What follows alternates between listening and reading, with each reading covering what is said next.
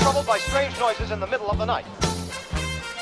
Welcome to the SLUSH podcast, the only place on the internet where we cover Ghostbusters to baby diapers and everything in between.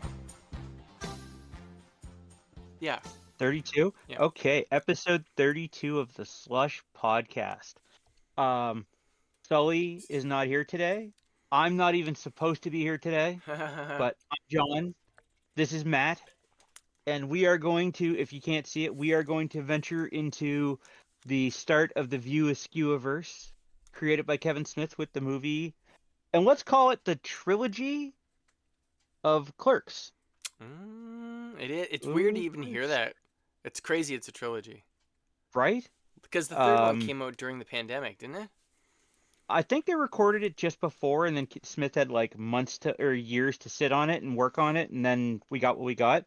But for anyone watching who's about to nerd out and go, well, there was a Clerks cartoon, well, we're going to talk about that too, because that's right here. We're going to do it.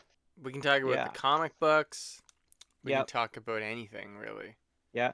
We can even talk about that secret movie that Kevin Smith doesn't support, yet he was the one that pointed me towards it. Secret movie? We'll talk about it in a little. We'll talk about it in a little bit. We'll lead up to it. Okay. So Clerks, 1994. Matt, do you remember 1994? Yes, I remember. I was in grade 4. Right, Jurassic Park. Yeah, I was like knee deep in crazy, not adult stuff. I was like, yeah. You? Hold on. Wait, hold on. Time. We need to, in order for us to properly discuss this TV show, we should let you know that this is going to be, let's say it's going to be rated PG, because there's going to be a lot of swearing, because we can't talk about a lot of stuff without swearing, especially when it comes to Clerks. Well, I mean, come on, any movie with the word jizz moppers. True. Okay, so that's your warning, folks. If you're sensitive ears, log out now.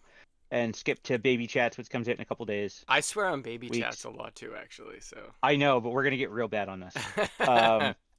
So Matt, we should have. Now that I'm thinking about this, we should have saved this for 37. That would have been hilarious, right? We were just so anxious to talk about it. Okay, 1994. Yeah, no, we were knee deep in all the kid stuff for us. Yeah, 94, right? The early 90s. I mean, I didn't really know anything about independent movies at that age. I was into like the blockbusters and all the big horror movies from the 80s. Exactly. This wasn't even my first venture into the world of Dante and Randall and Jay and Silent Bob. I found my way into Mallrats. Same. And then someone said, "Oh, you must love Jay and Silent Bob." I'm like, "Who?" And then I followed my way back. So yeah, Mallrats was definitely my Kevin Smith gateway thing, because I've always liked comic books, and I remember seeing the poster for Mallrats. Yeah, and Stan Lee. And they had a show on YTV back in the day. Fuck, I can't remember what it was called, but it's a comic book show. And they had Mallrats on, and they were talking all about Mallrats. And I was like, I went to Truro Home Video, and I rented it that night, and was like, whoa, I love this. It's so weird. I love that it all happens in a day, too, but... That's right? Mallrats, but Clerks happens in a day too, which is cool. Well, I mean, I think other than Dogma and Jay and Silent Bob and Chasing Amy, okay, so half of the View Askew movies happen in a day. We need to have just a day on Chasing Amy. Oh my god, I love that movie. It's literally right there. There's Holden, right. I don't. Alyssa, thank you. Which is funny because Alyssa is in the cutscene in the Clerks. Do you ever see that? They animated like Clerks 2? No. They animated the cutscene. Yes. Well, when we get to Kate, not Caitlin. What's her name? Caitlin's Whose funeral is it?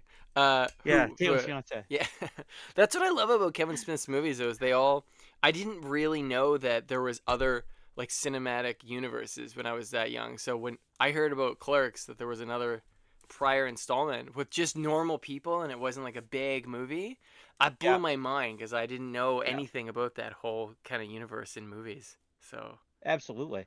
So let's start out with our main character Dante, played by Brian O'Halloran.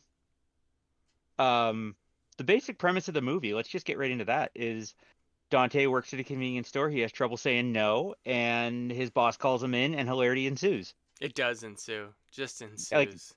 it's literally and the story of how the movie got made was Kevin Smith worked in the exact same convenience store that is featured in the movie, Yeah. and they would film at nighttime Which is when the store was wild. closed. So Fuck, he that's would like crazy. work all day, film all night, sleep in the store for half an hour, and then continue. It's crazy, isn't it? It's Right? hardcore. Paid Um, off. how it didn't pay off. Kevin Smith sold his comic book collection and maxed out every credit card he had to make the movie. It's crazy. And they took it they took it to Cannes, didn't they? Or Uh, Sundance. yeah, I know that like there was for one of the screenings that they did, there was one really important guy there for it. I can't remember. He goes to Yeah. see all the big indie movies or ones that Yeah. become big. He's like the guy Yeah. who finds them. But I Well, remember, doesn't Kevin Smith say there's only like a handful of people in the audience? It just so happened that that guy was one of those people. I think the guy that you're talking about we're not allowed to talk about No, anymore. no, not him. Not Harvey Weinstein. Oh, It's okay, not somebody him. else. Okay. Okay. Mm. Full He, disclosure, we don't like Harvey Weinstein. He can go fuck himself. So, yeah. I think that yeah. they brought it to Miramax. That guy brought it to Miramax, which had Harvey Weinstein. But Yeah. yeah, back in the So, day. but yeah, the entire movie was basically self-financed. They filmed it on Technical Guy. What was the lowest budget camera he probably could have used? I think he used like either an Arri SR2 or an SR3. I know it's all black and white film. Yeah. Which is interesting. I remember people were like, "Did you use black and white to like make it seem like it was footage from like a security camera?" And he's like, "Let's go with that because that would have Yeah, been smart," but he didn't. well, when I went to the recording of this podcast, someone asked him the same thing. He's like, "Motherfucker, I had no goddamn money. I had to make it. I had to make it work, and the black and white film is the only thing we could afford." It looked honestly great. The DOP, I think his name is David Klein. Oh, Am I wasn't crazy? it Scott Mosier? No, No, he's the hold on, producer. hold on. Right. The DOP, David Klein. I remember, because you watch Clerks and it's like, okay, it's on black and white. There's not really that many moving shots, if any. Like there's a couple of handheld, I think. Yeah. But after Clerks, I know that he did a lot of like Doritos commercials and shit like that. So I think Yeah. he really like worked his way through the industry, learning how to do a lot of pro lighting. Because he DOP'd Yeah. Clerks 2, and Clerks 2, I believe, is his best looking movie of all of them. Well, I mean, it was like we're gonna talk about Clerks 2 in a minute, but like Clerks 2 was hold on, I'm trying to find the DOP. DOP Clerks movie. I know it's Klein. I don't know if it's David Klein, something like that. He DOP'd Chasing Amy as well. Yeah, I think he did most of them. Crew, cinematography, David Klein. Yeah. Awesome. Robert Yeoman did Dogma. He also did like some Wes Anderson movies. Yeah. Release date was January 22nd, 1994 at Sundance, and then went on limited run October 19th, 1994. So this movie sat for the better part of a year before it really got out there. The budget was it's like 30 grand, wasn't it? Or something like that. $27,575. Guess what the post production budget is? Was it like almost $1 million because they put all the music in it? $230,000, and the bulk of that was for the soundtrack. Have you ever seen the original cut with the music in it? No, I haven't. It's I've only weird. Seen... You can't separate it. It's like the music that we know and love in it. Yeah. If you take it out, it's almost like it's not Clerks. It's weird. Yeah. Box office $4.4 million. Up until that point, I think Blair Witch, Clerks was one of the most commercially successful independent movies ever made. Huh, that's hilarious. So, yeah. But since we're talking about the soundtrack and what cost so much money was, we're talking about soundtracks again, just like we did a couple weeks ago. I know Fleetwood Mac is on it, right? A lot of them are cover songs. So you've got Love Among Freaks, Kill the Sax Player by Girls Against Boys, Got Me Wrong by Alice in Chains. Those guys were pretty awesome in this. Shooting Star was covered by Golden Smog. I see. So, and then Leaders and Followers by Bad Religion, Berserker by Love Among Freaks.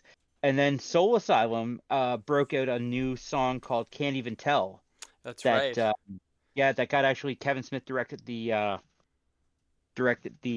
music video for as well. Yeah, the music video is great. It kind of just goes with the movie, really. Exactly. And inside the soundtrack, if you go out and find that CD, For you kids who don't know, that's what we used before streaming. Back in the day. There's actually pieces of dialogue in the movie in between the songs. So yeah. Yeah, I love when they used to do that. It was great. Hmm. Yeah. So Matt, what do you like? What are your first initial? What are your like? Do you remember the first time you saw Clerks?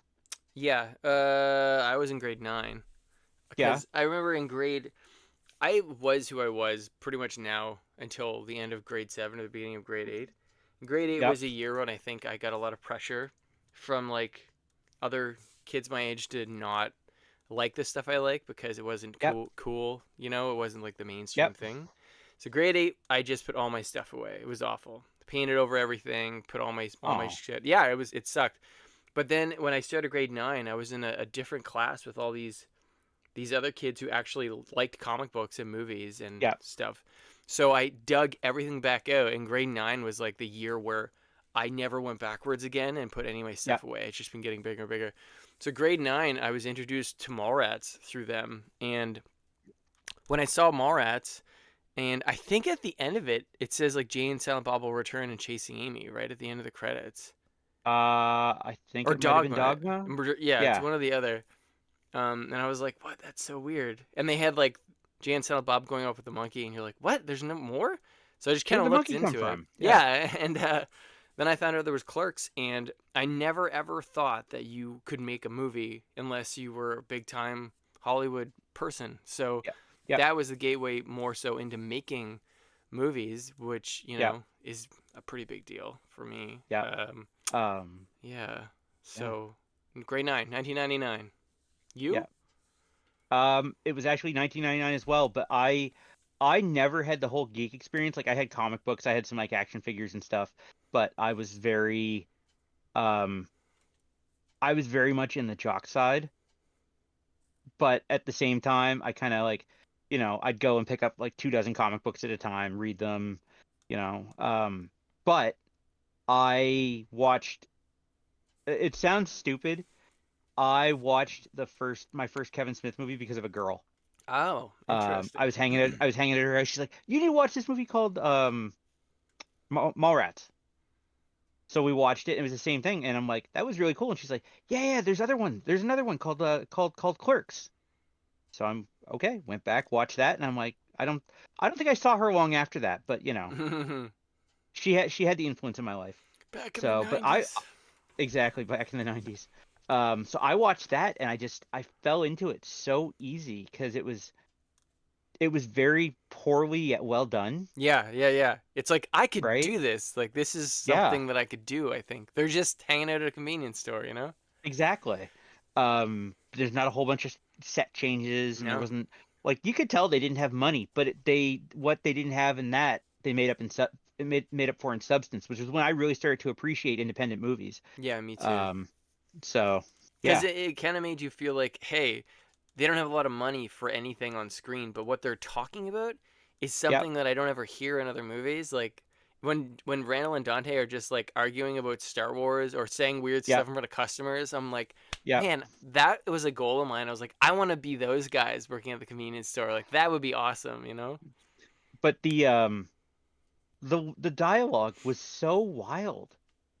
Yeah. Like when so when Dante or when Randall's sitting there and ordering the movies to replenish the convenience store or to replenish the store, and Hmm. he has this laundry list of porn movies, but there's this mother sitting in front of her who asks for, I remember the name of this one, Happy Scrappy Hero Pup, Yeah.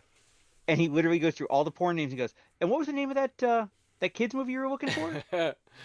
I Right? love in that scene when she's like, "Oh yeah, it's Happy Scrappy Hero Pup," and the kid's like, Yeah, "Happy Scrappy," and the mom's like, "She loves it," and Randall's just like on the phone, and he's like, obviously. "Obviously." Yeah. Like that was I kind so of love good. how I love how they kind of explore some of the parts of being a convenience store clerk, like when they're talking about, well, you should hear some of the dumb shit I hear all day long. He goes, what do Yeah, you mean I can drink this coffee hot? You ain't got no ice, and now we have iced right? coffees. Ironically, And now we it's have iced coffee. so Are weird. these any good? Yeah. Where how much does this cost? And big signs around him, 99 cents. And Yeah, I see. I never worked at a convenience store, but I did work at a video store once in Halifax, and the whole time I was there, barely anybody came in because Netflix was just starting. Yeah. And it was amazing. I love just watching movies all day. But it's almost like, as a parent watching Clerks, you're like, I hope my kid never does that, you know, because it's like so dead end. Well, I mean, like you're not wrong. I mean, I worked retail for great. How long did I worked as long? I think I worked retail as long as I've known you. And I just could not. I identify it with it now because I'm like, God, Dante and Randall were so right. Cut this job would be great if it wasn't for the fucking customers. Yeah, dude, I'm lucky because where I've been at White's for so long, the people who come in who work in film, it's so specialized that I love talking to them because they're like, I want to make this movie or this commercial, this music video, and like right off the bat, it's something interesting every time. So I haven't had to deal with that in a really, really long time. Thank God. Well, I literally just started a new job where I'm in like such a specialized industry now. I will never see outside customers, and my only customers are the techs who work for the same company. So oh wow, that's a big I almost change. ended up working with you, buddy. I almost ended up working with you. Never say never, you know. We could I make a movie. I mean, I made a movie. Like a full-length feature movie, a film. No, I did like a 20-minute short film. Oh yeah, right. That's right. I mean, you know, if you take that budget, we'll stretch it out. We'll do it in our basement, one set. Dude, my budget was $400. That works, though. We could except make that. I spent it on an extra lens for my camera. Ooh, yeah, that would take that. Yeah, that was my budget. Everyone else came for free, brought their own clothes. And I'm like, if you could bring a sack lunch, that'd be great. Man, right now it's crazy to me because back then when I saw Clerks and I was like, hey, maybe I can make a movie. Like, how do I get my hands on a camera? But now, knowing that the iPhones and all the other cell phone cameras are so fucking good now, you could just get a couple of brand new iPhones and get a sound kit. And I mean, you couldn't make anything, I mean, like, you know, Transformers or something, but you could make a movie. Most of the movie I made, my DSLR died 2 hours into production. Oof. Right? Because we had like an 8-hour time frame when we could record. So I eventually just broke out my Samsung Galaxy and just recorded the rest using my Steadicam to Steadicam to do that. But that's a whole nother thing. Anyway, so that was basically how it was done. He just kind of grabbed all the gear, did it, and went back to working at the convenience store. Yeah, I know he quit film school like partway through when he went to the Vancouver Film School. Yep. Which, if you watch his movies, you'll notice his Canadian connection because he always has some type of Degrassi Easter egg. Yeah, he went and did some of Degrassi, right? He directed it. Yeah, he did a couple episodes where Jay and Silent Bob go to Canada. So fucked up. Right? I can't even believe Caitlin. that. Yeah. Caitlin Bree is Caitlin from Degrassi. That's so cool. Know, it's right. He had his own little things. Like he was doing Easter eggs before Easter eggs were cool. I know, right? All of his movies are just massive Easter egg hunts. Yeah. And that's one of the fun things about watching them is not only do they all connect together, but there's always such great Star Wars references. I love that he's so involved with referencing Star Wars. Yep. So the cast is basically his friends. People who, and if you listen to his podcast, every once in a while he'll get some of them together. He's never gotten everyone back together in the same place, but you know, and it's funny because one of the not pivotal characters, a character who is basically a sight gag, was someone who he had to call at 3:00 in the morning because the person who he hired to come didn't come. Oh, who was that? And it was the milkmaid. Oh, he got his mom, right? His mom at 3:00 in the morning, like, Mom, I gotta get this film. Can you come down here in your tracksuit? Which is funny because his daughter does that in Clerks 3, right? At the end of it. Yeah, exactly. So like, it was thrown together so well but poorly at the same time. It's still like this sound recording. You know, I know that it's pretty rough, but like even the sound sounds great. Like they did a good job of that, and it's weird because they just learned the basic shit at a film school and did that. So. Well, and they didn't have to use, they didn't have to go in and do ADR afterwards because they were using instead they couldn't get a boom mic, so they used a microphone on a hockey stick. That's awesome. Right? See, so much of this wouldn't happen now because of like union rules and stuff, which I understand it, but it kind of, I don't know. I don't want to say anything I shouldn't, but like it's like an era is gone almost, you know? Well, it's funny when I did my little film, one of the people who was featured in it, she was actually in ACTRA. Oh, really? And she had to go to her rep and be like, "Hey, my buddy wants to make this movie and I want to be in it. It's non-union, because even independent movies have to be union or non-union." Yeah. And he's like, "Give me like a day." And then he come back with like 10 questions. He's like, is he gonna make money? No. Is he gonna lose money? Yes. What like, and he's like, what kind of sound recorder is he doing? He's not doing any on site. So it I was know. crazy. So Lots of yeah, you hoops. couldn't do that now. No, you What's couldn't that? do it. I mean, we help people all the time at White's, and you know, watching what they have to go through is just like, it's amazing the movie even gets made. But sometimes it doesn't even get made, and you go through No. all the pre-production, and you know, Well, you lose like a year or so of yeah. your life.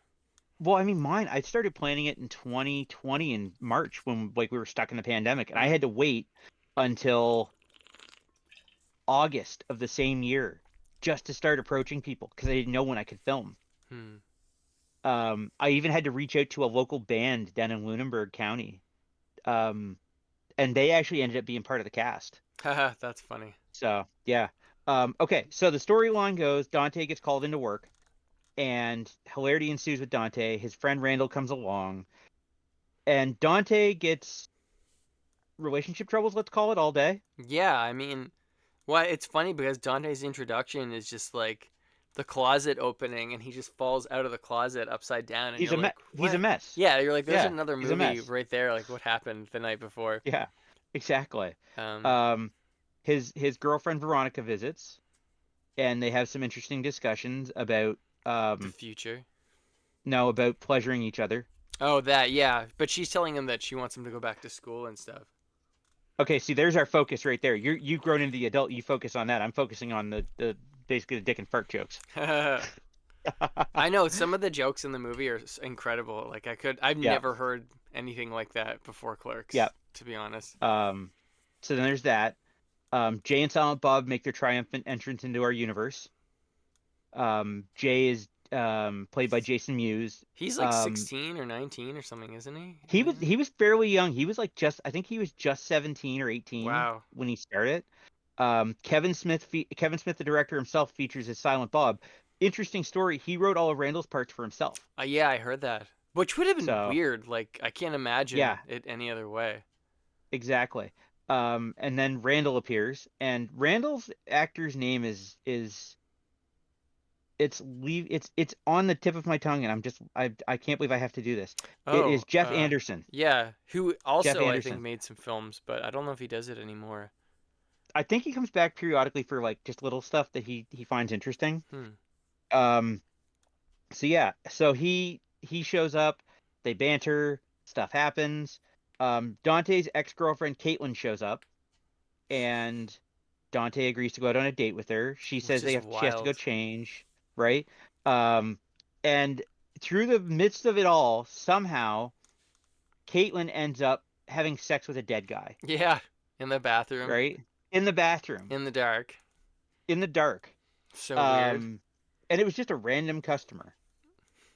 Yeah. So Do you have any toilet paper? I need something to yeah, read.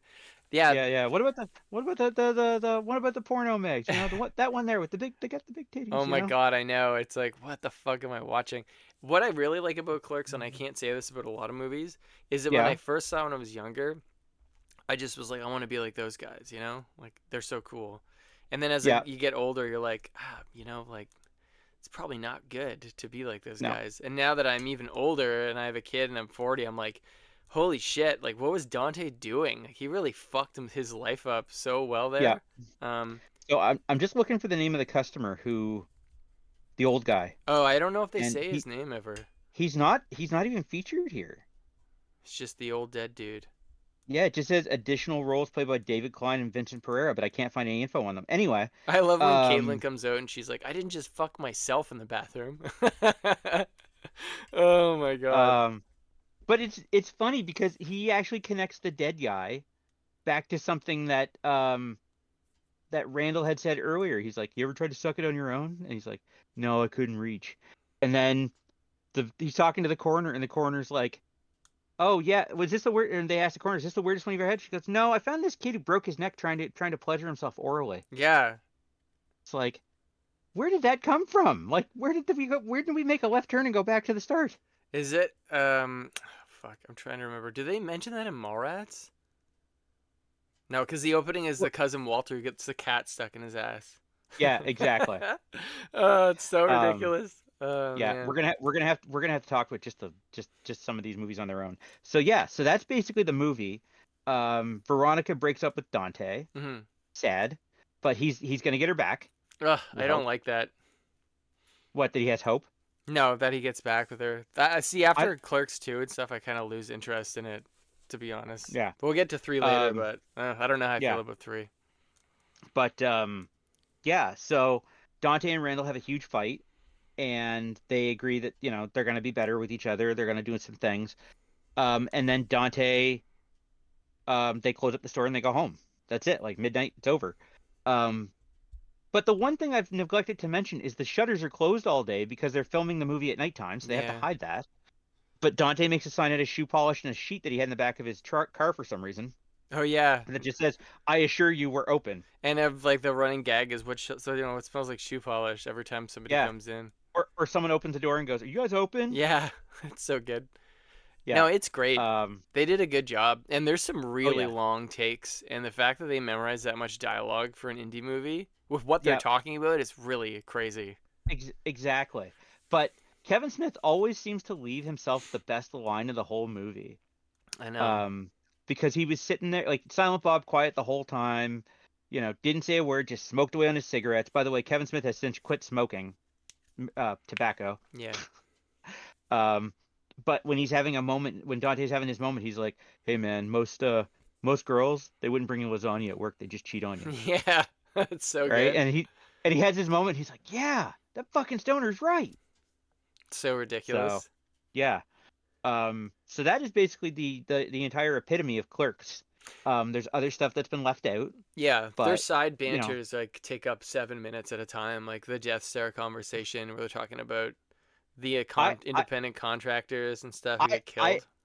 I actually, back in the day when I used to work on a construction crew building houses, we actually had a whole day of conversation about that, and no one could come to a consensus of who was right and who was wrong.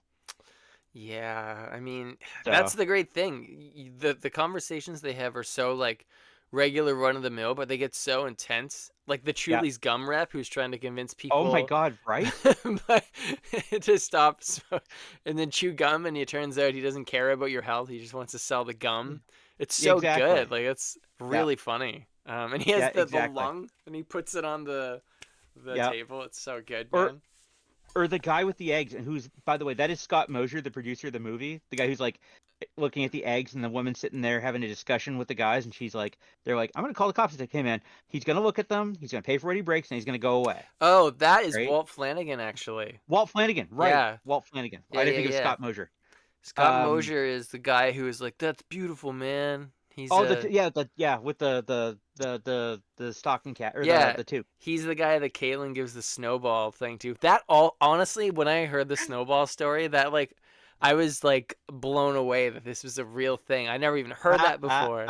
I see where you went with that. So messed up. Yeah, so that's like some of the conversations. So should we tell people what those who haven't seen Clerks, what 37 means? Okay, so they're having a conversation about how many partners they've had, and Veronica asked Dante, and he says 12, and she calls him a slut or a whore. I can't remember which. And then she says how many, and he says how many, and she's like 3, and you're 3. So then the conversation goes another way, and she starts talking to Snowball, and he goes, "How do you know that guy?" And she tells him the proclivity of how she knows him. And then it turns out she's had oral sex with 37 other guys. So then they have a 2 minute. They have 2 minutes 30. Like, what was it? 37. 37. A customer comes up and he goes, 37. My girlfriend sucked 37 dicks in a row. Oh my god! When he says "in a row," the customer. Yeah. And it cuts to like the next shot. That honestly was one of the hardest times I've laughed seeing a movie when I was younger, because it was just so good. Kevin Smith was really good, man, when he made that movie. But then they cut to an outside cut, and she's walking away, and Dante comes out and goes, "Try not to suck any dicks on the way home." And this guy just walks. It's two standing next to the store, walks away and follows Veronica away. Yeah, and he's like, "You get back here." Yeah, It's so good. So, yeah, so that's essentially some of the dialogue that they have, and it was so different but so well written. It works really well too because Yeah, it seemed more like real life. Like one of the complaints I've heard about Clerks is like you can hear. It's like what people complain about Quentin Tarantino. They're like, you can hear the writer, you can hear the keyboard as people are talking. Yeah. But that's what I like about it is like they are talking like in this, because nerds talk like that to each other. They get really passionate and they go on these crazy rants, and it sounds scripted, but it's just it is what it is. Which is why we're here. Yeah, I mean, exactly. This is what we're doing. Yeah. Okay, so that's basically Clerks. Clerks 2 was quite more of a budget and successful. I'm gonna pull up the stuff on Clerks 2. I should have been prepared for this, but I wasn't. I've been getting ready for a different kind. That's okay. I know a lot of stuff about all of these movies, so. Yeah. Clerks 2, 2006. So it was like 12 years later, and they finally made the movie. I was really, really not on board with them making it when I found out, because I liked Mallrats and Dogma and Chasing Amy. Yep. I started to not like them as much with Jay and Silent Bob Strike Back because I liked that they were in like more indie. I think Jay and Silent Bob was the studio film that he had to make because they had supported him for so long. Yeah, sure. I mean, I just didn't like it as much. So I was not cool with, because he said they weren't making anymore. So suddenly when they're making Clerks 2, it was like, I don't know. I felt weird about it. But admit it, you're glad. You're glad. Oh man, Clerks 2, I would say that my favorite of his movies are Chasing Amy and Clerks 2. Yeah. I love those two the most of all of them, to be honest. In the View Askewverse. I have a favorite that's not in the View Askewverse, but that's different. Yeah. So yeah, budget of $5 million, 97 minutes. Box office at 26.9. Wow. Which in Hollywood terms for a well-funded independent movie is actually really, really good. Yeah. A lot of these studios make these movies to lose money so they can write it off. So it wasn't too bad. Debuted May 26, 2006. Oh, that sucks. At Cannes to a standing ovation. Yes, I remember that. Right? And came out about 2 months later, July 21st, 2006. How many times did you see Clerks 2? Honestly, can't remember. Because when I was going to 5, I can't remember how many times I saw. Definitely a couple. I was a different person back in 2006. I went to see Clerks 2 5 times with 5 different girls. That's hilarious. So yeah, so like over the course of like the initial 3-week run, I saw it that many times. That's good though. I mean, it's a great movie. Oh yeah, let's say that's why I went that many times. So when I was going to NASCAD University, I was doing a summer semester, and I was the guy in the class who always defended Kevin Smith. And I was up against people who were like obsessed with like David Lynch and like just really crazy shit. And they thought that I was kind of like it seemed like a person who shouldn't be there because Clerks inspired me to make movies because he did that. But they were there to make art films, which is fine. It's an art school. So I was always kind of the one arguing with folks about it. And my teacher, Dave Middleton, I remember I spent so much money on that semester in NASCAD, and I ran out of money, and I was obsessed with going to see this movie, and I couldn't go see it. I was like, I can't go see Clerks 2. I don't even have $10 to my name. Like, I was about to lose my apartment and everything. It was bad. Yeah, dude, so expensive. Fuck school. Yeah. But it was crazy because my teacher came in, and he had a stack of unopened CDs. And he was go and sell these CDs. Buy your ticket. I will go to see Clerks with you. And I was like, what? Really? And like, he's like, yeah, just go do it. So we sold just enough CDs to get a ticket. And a bunch of people came with me from my class because they were all ready to roast me. Because it's like, how is Clerks 2 going to be good? And I was like, I'm going to get fucking destroyed here. And the movie was over and everybody loved it. Like they could not believe what he pulled out of his hat for that thing. And it's incredible that he made it that good. In my opinion, anyway. Absolutely. So Clerks 2, once again, it's our principal cast of Brian O'Halloran, Jeff Anderson, Jason Mewes, and Kevin Smith. They bring in some new characters played by Rosario Dawson, Trevor Fennerman, and coincidentally, they also brought in Jennifer Schwalbach, who is now Jennifer Schwalbach Smith. True. Right? Who is actually Kevin Smith's wife. And the she movie was a picks journalist, up, right? In real life. She was a journalist. They interviewed. I think she interviewed him for Chasing Amy or Dogma. Yeah, something like And that. then they were married like a year later. Yeah. At the Skywalker Ranch because she was he like got her pregnant. pregnant. Yeah. Did Yeah. you ever hear his like bleeding dick story? Yeah. Oh my god. His wife was just like, Yeah. "What's wrong with you?" If you guys ever want a good comedy album to listen to, it's not comedy so much as it is Kevin Smith just kind of ranting. Listen to Silent but Deadly. It's available on most streaming services. It tells a lot of good stories, but we're getting away from where we're going here. I'm going to do our best to keep us on track. Well, okay, we'll rant a little bit later. So basically, the movie picks up about a decade later. The Quick Stop has burned to the ground, taking the video store with it. Yeah, it's how the movie opens. Right. And of course, being that time, the first question when Randall shows up and the place is on fire, he looks at Dante and goes, "Terrorists." And then it turns out that the coffee pot was left on again. Oh my god. So I love one of the things I like about that whole shot is scene is how it starts in black and white exactly like Clerks. Yep. And then when he opens the shutters, the fire is the first thing you see in color. Yeah. And then it cuts back and forth and it's color now. And it's the same DOP as Clerks. And it's interesting because you see how much everybody has grown in their careers. Like, I think the guy, Jeff O'Halloran, is that you said? Jeff Anderson, who plays Randall. Yep. He's really good, man. Like, he was really great in Clerks, too. And the DOP, like, that was one of the first movies, I believe, where they digitally scanned a lot of it. Because the whole movie is changing color as the sun is rising and going down. And it looks amazing, the whole movie. So if you go back and you watch the other View Askew movies before this, it's kind of like Kevin Smith wanted his guys to always be featured. So Dante and Randall have cousins that are in other parts of other movies. Yeah. So like Jeff Anderson plays a gun salesman in Dogma. Yeah, because they didn't talk for a long time. He wasn't in any of the movies before that. No. And he Brian O'Halloran played Gil Hicks. Gil Hicks, Dante's cousin, and they're in other places in Chasing Amy and so on. Your Grant Hicks in Dogma. He's the guy on the reporter. No, Grant Hicks was. We'll figure it out later.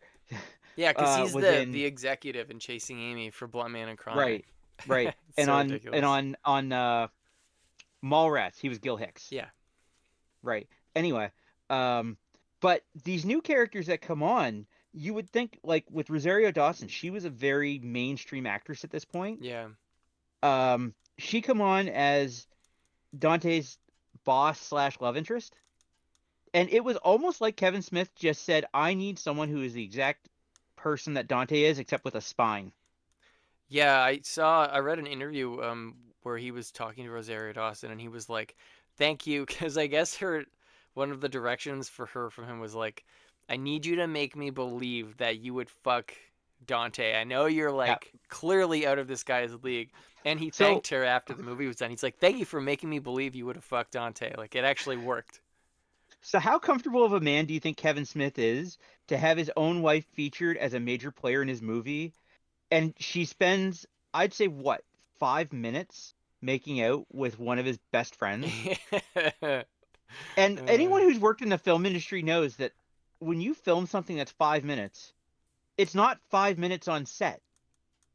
I did a 7-minute scene for Sullivan's Crossing, and it took the better part of 20 hours to film. Yeah, it's crazy. So, and how many takes did that have to involve? And it's not like they were just dating. Like, this is his wife, and his kid is in the movie in one shot too. So exactly. But like I said, we have the return of a lot of regular characters. Scott Mosier shows up as a concerned customer. Walt Flanagan's back. Yeah, Jason Lee is back. Jason Lee is back, but he's not featured as his normal character as either as Brody Banky. Or Banky. Jason Lee's back. Affleck. And then Affleck makes a cameo, uncredited. Uh, Um, and it's just so casual. But then there's the big conversation about Elias. Elias is their coworker who is very heavily inspired nerd, but also very inspired Christian. mm-hmm. And yeah, So I love how he makes the Christian and Transformers stuff. It's like Transformers are like a gift from a God, gift from Randall. God, Randall. Fuck, that movie's Uh, good. um, we won't talk about Pillow Pants yet, Oh yes. Fuck, but ridiculous. the conversation, because Matt and I, we get along well because the same movies we can reference all the time. You know, if I go, Matt, if someone asks if you're a god, you say yes. He will answer the same way. True. So in the movie, because Randall is a huge Lord of the Rings fan, right? And someone orders onion rings. By the way, the guys are now working at a Movies, which is basically a McDonald's. Which is referenced so much in Dogma because they're trying to kill the Right? head of the corporation, and it Right? all And ties it's back actually, together. well, it's funny because Movies is actually the second commandment. Really? Those Yeah, you'll take no other idols but us. Oh my So if you go gosh. back to the Old Testament, they had a golden calf as Wow. their idol that God just had like wiped it off. So Wow. it's funny because that Kevin Smith uses Catholicism to come back at that. That's awesome. I did not know that. Um, little bit of theology humor there. Um, so Randall is a Lord of the Rings fan, and someone orders onion rings at Movies, and he's like, "One ring to rule them all." And this guy who's ordering goes right in with them on. I'm not a huge Lord of the Rings fan, despite my last name. Um, Ridiculous. right, I never even thought of right. that actually. You know, I didn't until I went to my first con, and I have my name on all of my costumes because I always have a patch or something. And someone's like, "Oh man, that's so cool! You're like a Lord of the Rings fan." I'm like, "No, why?" And someone tapped me on the shoulder. Was, "Yeah, it's a Lord of the Rings reference. They think That's you're making a joke." I'm like, hilarious. "That's my fucking name." I legally gotta change Um, that. I thought about it for a hot minute, and then I'm like, "Yeah, whatever. The nerds will like me." That's funny. But and then you bring Randall in, who is a huge Star Wars fan, and literally says, because by that point, episodes 1, 2, and 3 had already released, right? Yeah. Oh yeah. Yeah. Yeah. Yeah. So the first, like, the saga was almost complete. Um, he come out and he's like, "Hey guys, there's only one holy trilogy, right? And there's only one return of it. It ain't of the king, it's of the Jedi, Yeah. I love that. right? It's a comparison between old nerds and new nerds. Yeah, that was a Um, really so- fun scene. I really like that. right? It was smart, and it's Um, true because like, which side are you on? You know, are you Lord of the Rings? Are you Star Wars? Because at the time, they were kind of like, you know, because Peter Jackson won all the Oscars. yeah. Uh, And Star Wars was just making money. yeah, yeah, it was really Yeah. weird. It was a very strange time. Yeah. Exactly. Um, so our friends Jay and Silent Bob make their triumphant return, and they are now sober. Yeah. It's actually funny. Jason Mewes was actually suffering from withdrawal during the filming of this movie because Kevin Smith made him get clean to do the movie. Yeah, So he's it's had a messy life. and God, we pray every day that Jay stays on the wagon because he has done very well in the last 15 years. He looks so different now. Um, It's crazy. Fatherhood does that to you. I mean, you even look different now. No, no, I mean like he has false teeth and like his face looks different. It's crazy. Oh yeah. Like Clerks Um, 3, you can really tell. Clerks 2, he yeah, looks the same as he always did, I think. But in yeah, Clerks 3, yeah, yeah. it looks like he has a fucking hockey puck in his mouth. But I think his Oxycontin, he lost them all. Something Yeah. like that. That or the heroin. I can't remember which. Maybe a little Um, column A, column B, you know? yeah. Let's run with that. But they make their triumphant return, but they're still dealing drugs. Like, they're just pot dealers. It's nothing big. I mean, you know. But it's such a character development for characters that don't have character development. So Well, I love it's how in Chasing Amy, like, it's weird because they only have a little bit of dialogue or like a line. But Silent Bob has yeah, that entire story that he tells. about Amy. Yeah, about chasing Amy. Yeah, Like it's the main story of the movie that changes the ending. yeah. And it was kind of cool that you know, at that point, you know, this is what is it, the part 5? No, Uh, part so 6. yeah, So they're on the 6th installment in the VUSQ universe, just the movies. And there's so much backstory now because Jay and Silent Bob have gone through all the movies. They've gone through the yeah, comic cartoon show, yeah, And now Jay and Silent Bob, Degrassi. yeah, they're like the biggest characters and the most popular Yeah, of all the movies, which is and, crazy. and they were and they were supposed to be throwaway characters, just common drug dealers who hung Yeah. out outside the store. Um, Jay and Silent Bob have, of course, followed them from the quick stop over to movies. But they were also banned from movies, or no, banned from movies, banned from the convenience store. Right. Right. That is from the Jay and Silent Bob Strike Back movie. Um, Oh yeah, forgot about that. yeah, but they're almost friends with them now. Yeah, they totally are. They're Right. like so used to each other now. It's ridiculous. Yep. But then we see something in a Kevin Smith movie that we never thought we would see, and it's a dance scene. Right. That's right. Right. And like I'm not a musical person. Like I like to watch some stuff like they're singing and dancing. That's fine. It has got to be one of the most organized and well done dance routines I've ever seen, because it starts out with how you're listening to a good song, you're just kind of bobbing your head, and then next thing you know, Randall is dancing on top of the counter, and there's an organized dancing out in the parking lot with nuns and punks and construction workers. It's true. The guy at the urinal. The guy at the urinal, and the guy at the urinal is one of Kevin Smith's buddies, and he's just like, "This is the part I have for you." He's like, "I'll take it." Well, I think that another thing, to do with the cinematography is when it does suddenly bust into the big dance scene, it doesn't seem like a big difference because the whole movie is shot like a high budget commercial. Yep. So that when it does get to the dance scene, if it was Clerks, the original, it would look really out of place. Yeah. But the new Clerks 2 way they're shooting it, there's so many moving shots and it looks so good that you just accept it as part of the continuity.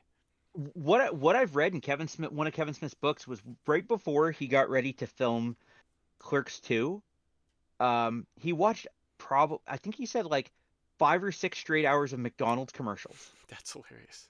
Right? Because he wanted to kind of get some of the feel of like, because people get a warm feeling from McDonald's commercials. I don't know why. I don't get a warm feeling from McDonald's now, but yeah, it's not the same. Yeah, but you're right. The cut of that scene almost seems like they're doing an old school commercial. Yeah.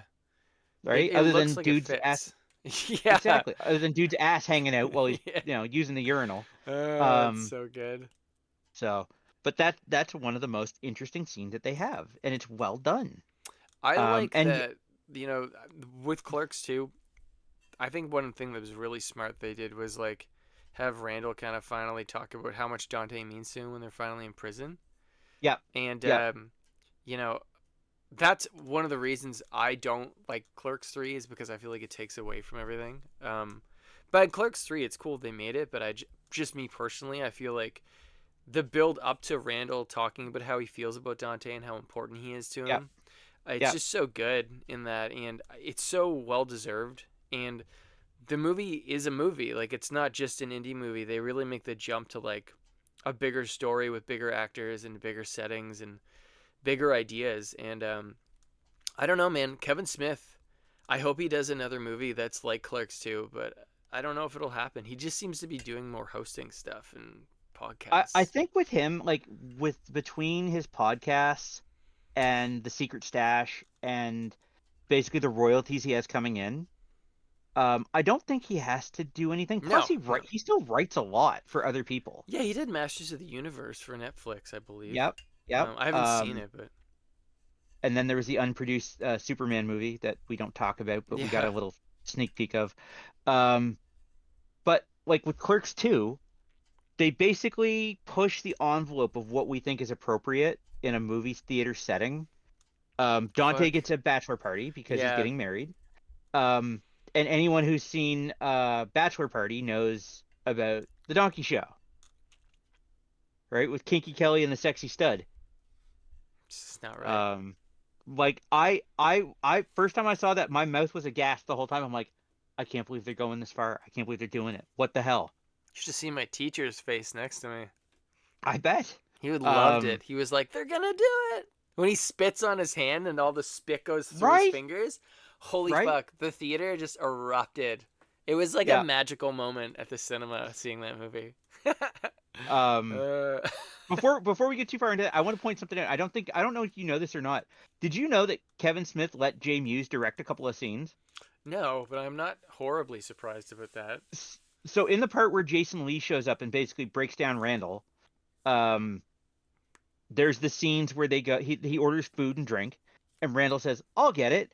And then you see Randall taking flies off of a fly strip, putting them on a burger, and getting ice out of a urinal, Yeah. and doing that, and then giving it to the customer. Well, the scenes of him doing the flies and the urinal ice are the scenes that Jay Mewes got to direct.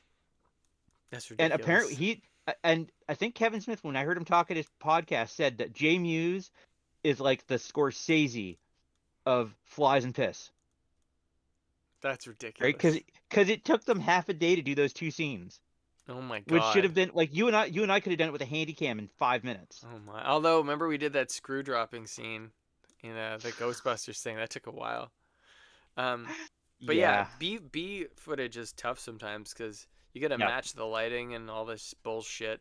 But I think that's why they let him do that part, because where it was scenes that weren't involved in the main story, you could just light them however. Yeah. But yeah, getting back to the donkey show. Oh man. So as we do. Up. Following that, everybody gets arrested. Dante breaks up with his fiance. Well, she dumps him with a cake. She dumps him with a cake. With this cake. This 2-time and fuck. Hit that 2-time and fuck with this cake. Oh my god, that was so good. So yeah.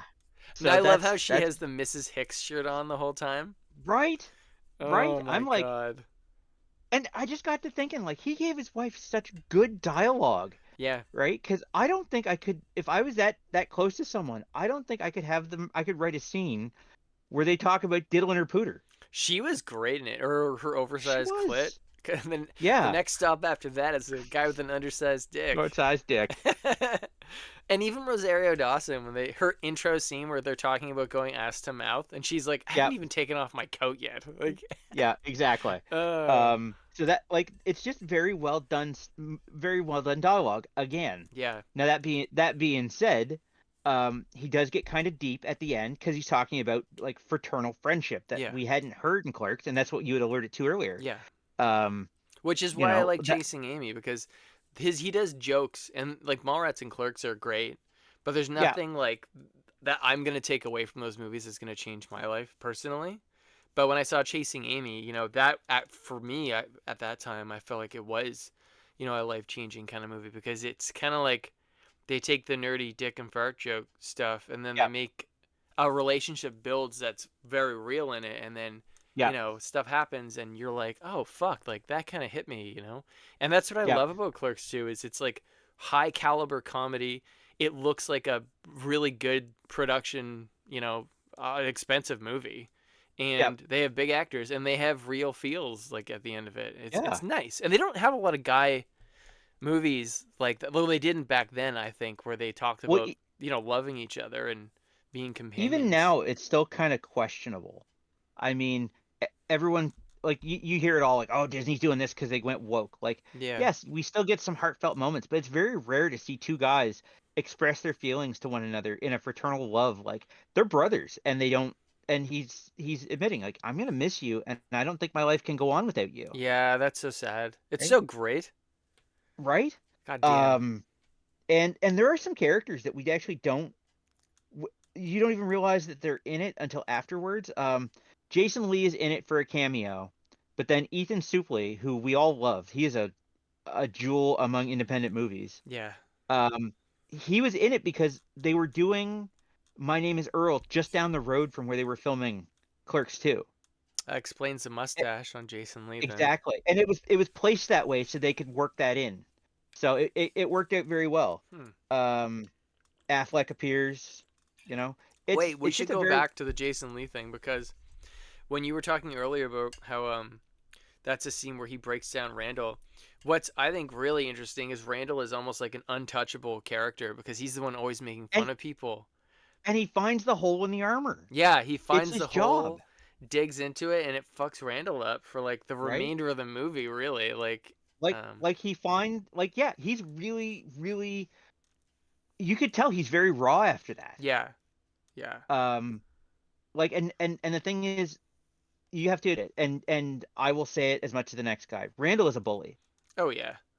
He really is. I mean, the first thing he said to Jason Lee's character is he called him pickle fucker from something that happened when they were in high school. Oh yeah. And And like I couldn't do that to someone anymore. Like I wasn't a great guy in high school, but like I wouldn't bring up stuff like that, Well, I think that right? that's why I love Jeff Anderson in this, because he doesn't just play the punk, he plays somebody with actual feelings now. And that one Exactly. scene, you just see it, like his whole, you know, character drop out of his face, and Yep. he becomes a different guy who's Yep. actually really vulnerable. And that's another thing I like about Clerks 2 a lot, and why I think it works so well, is because there's lots of sequels to movies, but like this one, you feel the time, you know, on the Yep. characters. Like they look older, but like they're still at a you know, working at a fucking they're working at a Yep.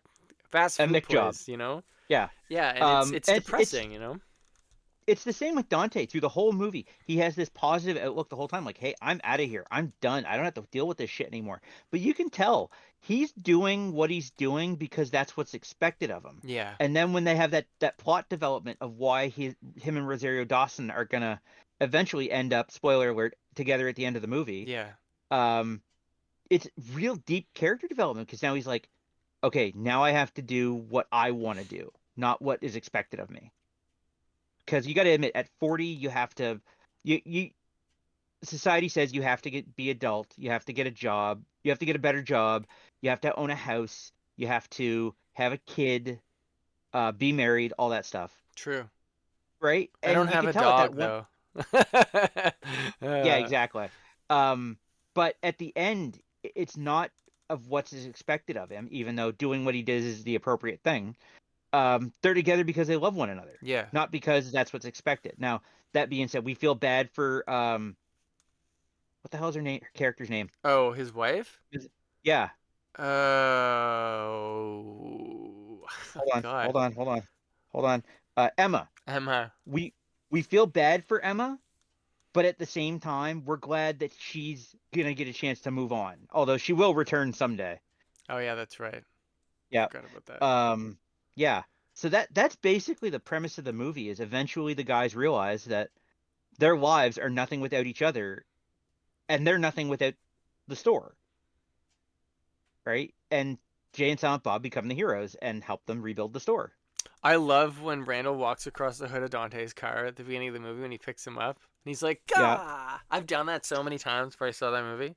But one other thing I like about that is even when they're like, I know that the shutters are closed in Clerks, but it's so cool that they're in a big like Mick Wide open store. space. Yeah, and you actually Yeah. get to experience like it feels more like a full day in that movie. Did Um, you ever watch it real close and look at the play park that's set up in front of the movies? It looks like a meat grinder. oh really? It does, because That's hilarious. movies. Um, I forget if but it you're was a right. Burger King they repurposed or a Wendy's. I can't remember. I think it was a Wendy's. It's hard to tell. Hmm. Um, Well, they but show the passage of time really well, like in other yeah, ways than them just talking about it. Like, I like that you can see, like, it feels more like time has passed and time is passing by. So I think yeah, it's a lot more relatable for, especially for fans of the first Clerks like us. So yeah. when we're watching it, it's not just a continuation. It's like it feels like a next step in your life, and Yeah. you can relate to it very Um, easily. You know. absolutely. Now we get a happy ending out of the movie. True. Dante ends up with Rosario Dawson's character. He Who's doesn't go pregnant? away. Who is pregnant? He doesn't go away. Randall is happy because he has his little universe back together. Mm-hmm. And Jay and Silent Bob are back at the store. Because they buy the Um, store. because well, yeah, I mean, they front them the money for the store, they rebuild it. The bank says, yeah, sure, not a problem. And then the funny part is, as the guys are having a moment where he's like, hey, you know what? You're not even supposed to be here today. And they start to do that long pullback scene where they go back to black and white. With Soul And Asylum. with Soul Asylum again. And then who's waiting there on the floor looking at the milk containers? But Is this Kevin his Smith's mom mom. again? That's Yeah. hilarious. So, and that's where we end off at Clerks 2. Now, Matt is, like we said, he appreciates Clerks 3. I appreciate it. I'm glad it Exactly. exists. Between Clerks 3 and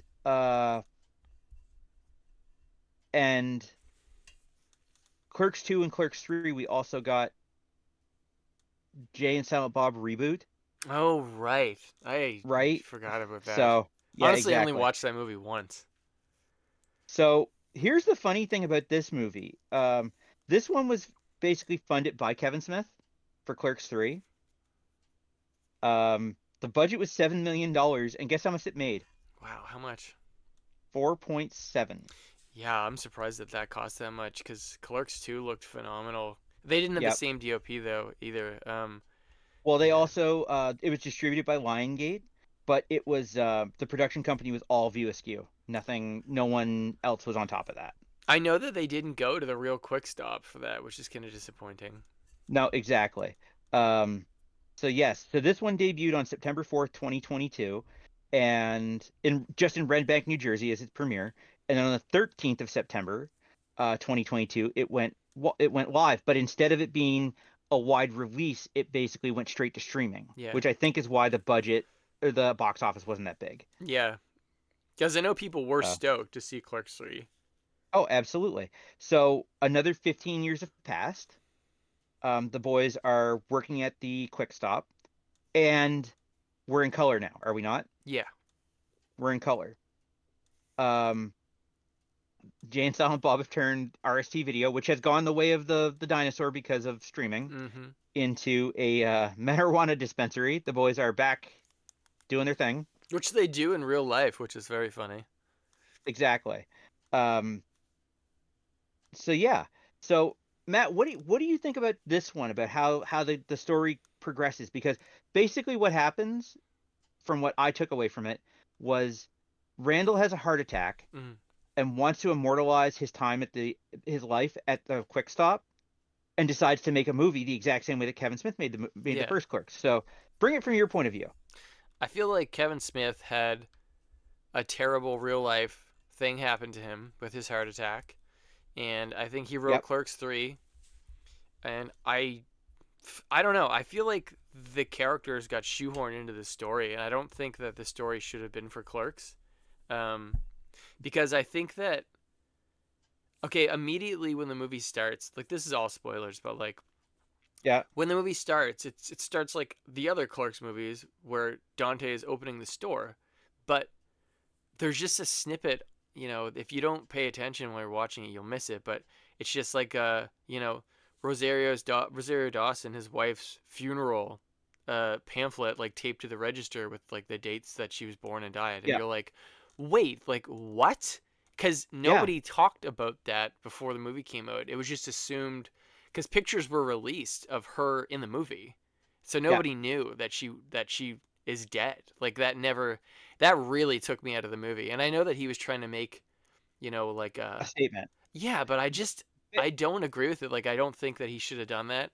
Because it was just a lot of work to get there in Clerks 2. With Kevin Smith, when I heard him talk about this one, he said that he did it that way because a lot of men don't have their outgoing emotion when they lose a partner like that, especially in the way that her character died. And Dante had not acknowledged it. He hadn't moved forward. He wasn't going to. He was happy in his misery, and that's how a lot of guys are. So I think that's why he was really pushing that not to talk about it until it was time to talk about it. I hated it. I didn't like it. I didn't like that. I didn't like any of the movie. I honestly hated the movie, to be honest. Wow. I know. I'm glad it exists, but I really don't like it. Like, I've never watched it since I saw it the first time. Yeah. So to make the movie that Randall wants to make, they self-fund it. However, remember how I mentioned about Emma would be back? Dante went to Emma to get the rest of the money they needed. However, he put up his half of the convenience store. Right. So it was crazy. And Randall is a very self-centered character through this movie. I know. I didn't like that. His character changes in Clerks 2, and now he just goes backwards again in Clerks 3. I think it was a sense of him reaching the sense of his mortality. Like, hey, I might die and this won't get done. I need to do it. Yeah. And that's what was pushing it. Now, that being said, the ending we got was very sad, but in a way, he kind of redeemed himself when he took the last copy of the film to Dante, and it was no longer about Randall. It was about Dante and his experience there. And it worked out to be really well. Although Kevin Smith did kind of cheap out by going and making them, basically just replaying the original Clerks. Yeah. In the theater instead of showing the new footage they shot. Exactly. Yeah, honestly, dude, when it got to that part, I was like, about to just shut the movie off. I was so not into it. I feel like it was such a far cry from his other movies. I was like, just maybe don't make any more movies. That's how like not cool with the movie I was. I think with him the heart attack kind of showed him a lot of things. Totally, yeah. And I think with the way that he ended Dante's character was his kind of actual way of saying, okay, I think it's time for the Clerks guys to have their day. It's done. Yeah, And which I think is strange. Like they're just the Clerks guys. Like I think he should have just made a different movie because Clerks was going so well with Clerks and Clerks 2 and the View Askew universe. And I think that to have that happen where he just, I don't know, it just felt weird. And it also was like you were saying, like it's not as nice of a movie as his other movies. I don't know. Elias was like really annoying and goth and like not liking God.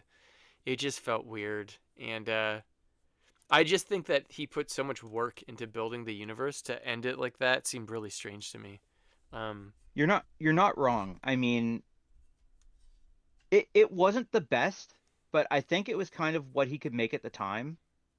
Yeah, that's all I got for that. So. To me, it's like the Rise of Skywalker of Jay and Silent Bob movies because it exists. Yeah. It does exist in the canon timeline, but now I'm at the age where I'm just like, I'll just pretend like it doesn't exist, and it ends at Clerks 2, and I just won't ever. Like when I'm watching with Bennett, I'll be like, and that's it. Clerks 2 is the end of that. Like there's no more. Say so what? It ends on the Last Jedi for you? No, I don't even. Honestly, like I just kind of stick with the 6 movies, and if I want to get really, really prissy, I just stick with the first, like the old 3 movies. If I want to, like. Yeah. I don't know. You could people make careers now of defending bad things and trying to justify them existing. It's entertaining because they come up with some wild shit, and it sounds like really smart, like an essay. Because you can get a really smart person to take something shitty and write about it and make it sound amazing because you spin this web of bullshit. But exactly, I'm really going off here. Yeah, we're gonna spoil it. In case you haven't figured it out, in the movie, Dante has a heart attack and dies. However, he does get reunited with Becky, who is Rosario Dawson's character, and he kind of has a happy ending. At the same he was reunited with his wife, and I don't know they never talk about the baby, but no, they don't. I don't know, man. Ugh. It is a really sad ending, but at the same time, it kind of wraps everything up. So I'm sure he'll make another one. Now that being said, we have to talk about Clerks the animated series, which is really weird. That series is fucked. You don't even need to see it, but it's very entertaining. For anyone looking for it who can't find this DVD set, which is very hard to find, I'm not saying it's not on YouTube, and I'm not saying it is. I'm just saying if you look up Clerks on animated cartoon, it might be there. Who knows? This show was made specifically for ABC. Matt, before we go any further, you do know there was a Clerks TV show. Yeah, I saw the pilot. Yeah, it's horrible. It's horrible. So we're gonna pretend that you can watch on YouTube if you want. Yeah. This was made for actors. Yeah, this was made for ABC to do basically what Cartoon Network. They were trying to get adult style cartoons. However, they took Jay and Silent Bob, made them mischievous, took away the drugs, added fireworks. Yeah, fireworks, so weird. Dante and Randall are basically the same, except they live by cartoon universe rules now. Yeah. And they have an arch nemesis that they don't even know exists. Who is played by Alec Baldwin. Played by Alec Baldwin. Alec Baldwin plays the bad guy. They are based in Leonardo, New Jersey, and their arch nemesis is Leonardo. Bizarre. Right? Like, it's not a bad show. It's just fucking weird. Like, it's just really, really fast paced too. And the animation style is the guys who did Kim Possible, and you can really tell. Like, it looks almost identical. Yeah. They and these type of animated characters became what they call in-action figures for the View Askew. Matt, I think Matt's got a couple. I have them on my wall somewhere. Yeah, I can see Jay. He's down there. Okay. He's there somewhere. He's off to the side. Yeah. So that's basically the premise. I mean, it's just and it was very topical at the time. They did a Matrix episode. Oh my god. Caitlin Bree makes her triumphant return again as well, except we don't physically see her. She keeps having sex with everybody. What a ridiculous show. No, they couldn't say she was having sex. She was just making out with everybody. Do you remember when they like when they had the trial with Dante and then they're like the ending is lost, so they have the Korean animators finish it and it's an anime? I lost my mind because that was so awesome. Well, and the funniest part is ABC spent good money to make that episode, and you have 10 NBA All-Stars that are all in it. They broke out Judge Reinhold. That's right. For a joke. Honorable judge. Like, honorable Judge Reinhold. I love the dream sequences where he's like, "I'm sorry, we're all out of bananas," and they're going around with the Beverly Hills Cop theme playing. Oh my god, it's so funny. So this aired like 2 episodes, and then ABC canceled it. Yeah, and they played them in the wrong order off the bat. Kevin Smith managed to keep the rights to it and waited. I think he had to wait like 5 or 6 years, and then DVD was becoming a thing. So then they're like, we'll just put it on DVD. And it's one of the best-selling things in the View Askew-verse, but it's really hard to get now. Which is wild, because I remember getting mine for like $8 in a discount bin at like Walmart back in the day. Well, this one I got from a collectible store here in the city, and he didn't know what it was. What? And he had it on for $5, and I was like, I bought it, and I bought Clone High at the same, or not Clone High, the Undergrads at the same time. That's a great deal. Right? And they were both under $10, and I was sitting there, and I walked out, and the person who was with me goes, "What's wrong?" I'm like, I totally just screwed this guy over, because he could have sold this on eBay for like $200. Real dude, I haven't even seen the Undergrads DVD. It's crazy that you have that. We should do an Undergrads episode, FYI. Yes, before the movie comes out, which we've got lots of time. 2027. Yeah, something like that. But we'll get to that another day. Yeah. So that's basically NBC's attempt at making a View Askew-verse, and it sucked. But it's funny at the same time. It's funny. Well, they took the animation style and they did the lost scene from Clerks, where they go to the funeral and they have a bunch of characters there, because originally that was just called Clerks, the lost scene, and that was a comic book way back in the day, like in the 90s, early 2000s, and it was all about them going to the funeral and they knock the casket over with the body, but Alyssa is there from Chasing Amy. Right. Right. And we always wonder why Dante gets in trouble so much. And he had his hand down the girl's pants because he somehow lost his keys in there. Yeah, that's so fucked. Oh, it's so good. And Randall is like getting the death cards, and he's like, got it, need it, rookie. Right. It's so horrible. Exactly. So we were blessed enough to see that part. So that basically brings us to the one that Matt doesn't know about.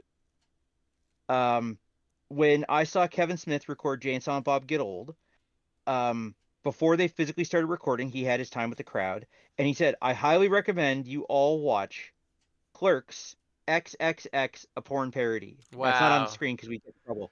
This is literally, if you take out the porn itself, this is a shot-for-shot recreation of Clerks, except the only difference is Dante and Randall are women.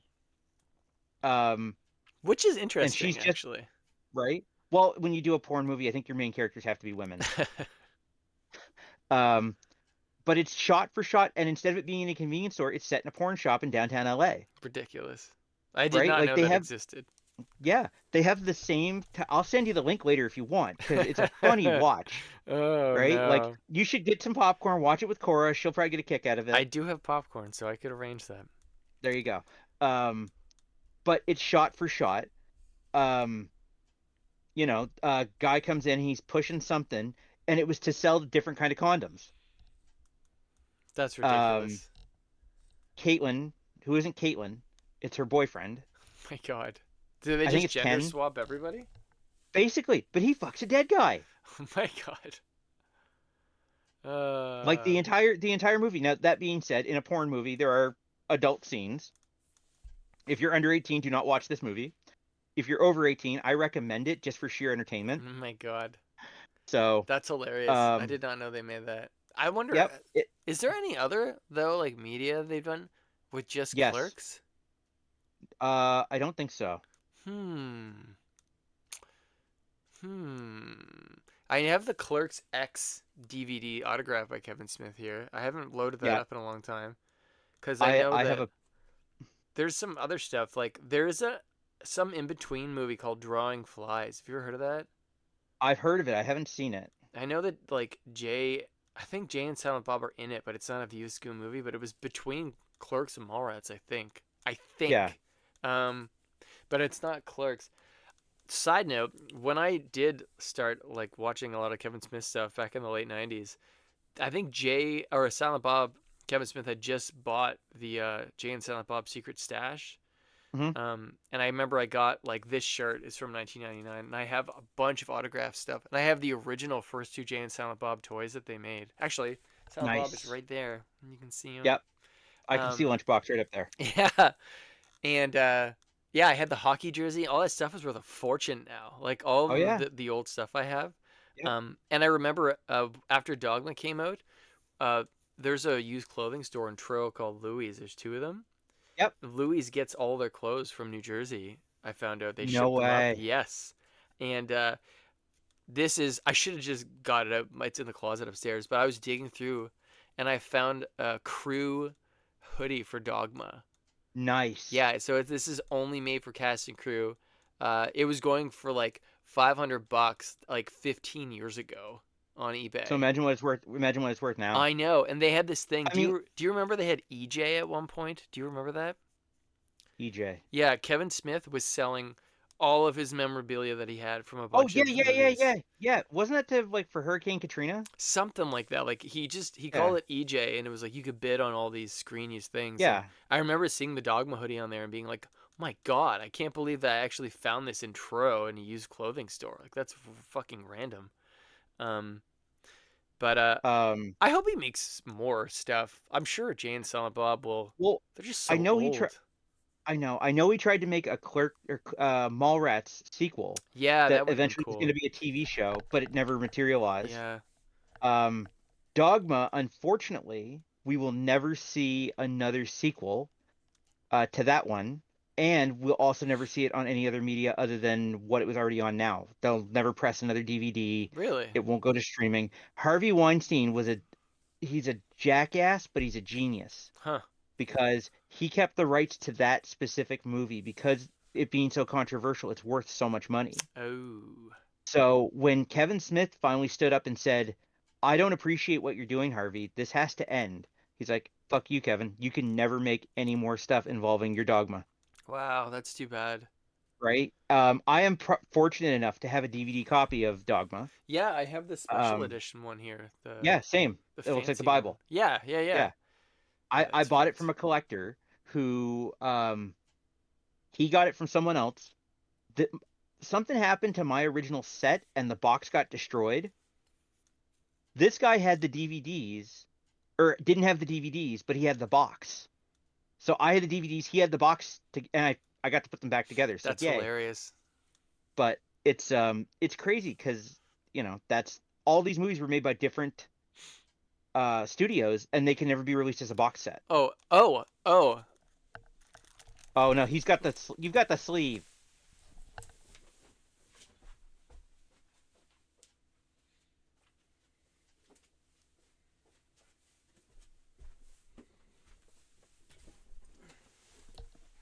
So I have this thing. When I was getting lots of stuff one Christmas, I think it was grade 10 back in 2000, son,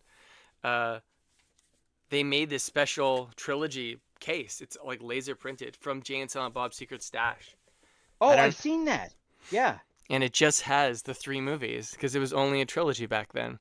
Yeah. So this was before Dogma, and even on the side it just says View Askew's Jersey Trilogy. And yeah, this is like a legit. I think it's metal actually. Yeah.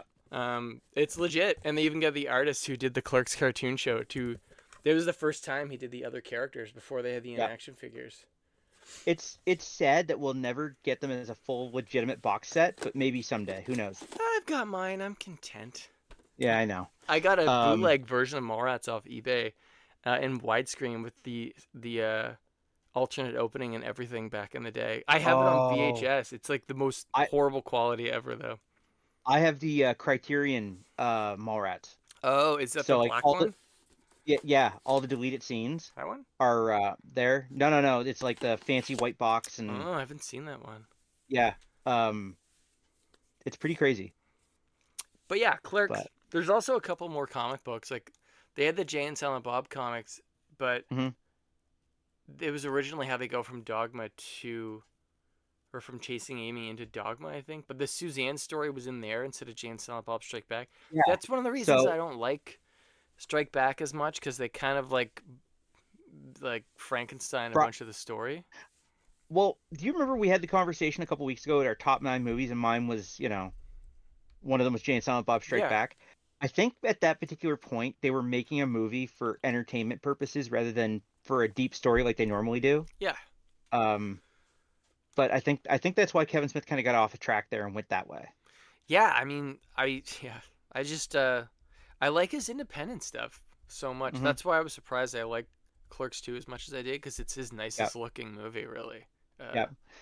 Um, so let's throw a little shade out here. Have you seen anything outside of the View Askewverse? Like obviously you've seen Zack and Miri make a porno, Yes, I did see that. right? Have you watched Red State, No, but I had an autographed poster I just gave away for Red State. signed by Michael Parks, right? No, by Kevin Smith. Oh, okay. Yeah, I just gave it to Henry. I've never seen it. I heard it's good though. You should watch it. If you can get it with the animated deleted scene in it, it's really cool because there's actually an alternate ending. Weird.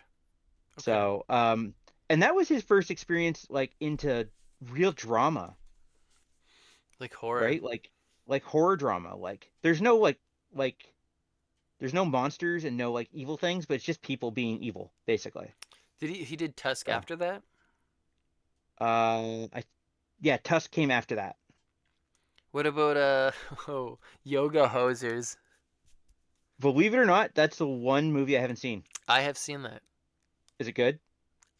It's probably Is it worth watching Johnny Depp? no, it's probably his worst movie, like hands down. It's too bad because it's such a cool. It starts off. Okay, no, it doesn't even start off good. It's neat because his daughter and Johnny Depp's daughter are working at like a quick stop kind of store.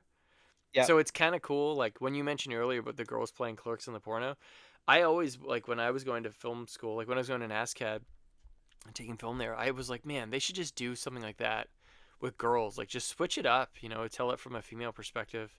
'Cause, Hmm. but then Girls came out. Have you ever seen that show? Oh man, Girls is great. I love that show.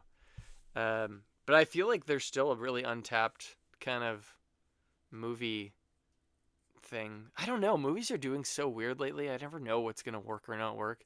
Like I don't even Exactly. know when a movie's coming out on streaming, if it's actually in the theater or if it's in streaming only or both. I don't know. It's Um, really confusing lately. exactly. Like I was dreading it. Godzilla minus zero or minus one. I can't remember. I can never remember. I saw it in theaters, loved it, and I'm like, I have to see that on streaming or buy the VH or buy the DVD as soon as it comes out. They kept it so secretive when it was coming out, and then all of a sudden one day it's like, oh, it's out now. Dude, even Ghostbusters, I'll go on Twitter and like people are like, I didn't even know this came out. Like this is on digital Yeah. now.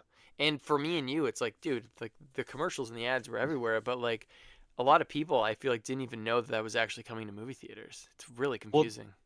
did remember when we were kids when Jurassic Park went out of theaters and it was out for like 6 months before they ever put up a poster for Jurassic Park VHS coming soon, Hmm. and it was like a media blitz, like it's coming out on VHS, and like you pre-order your copy, and I had my copy, and I had a little dinosaur egg that came with it, That's and cool.